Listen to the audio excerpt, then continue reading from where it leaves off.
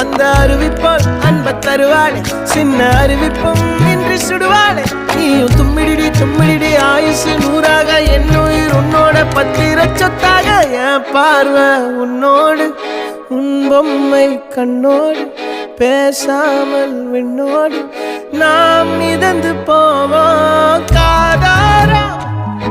அடியானோ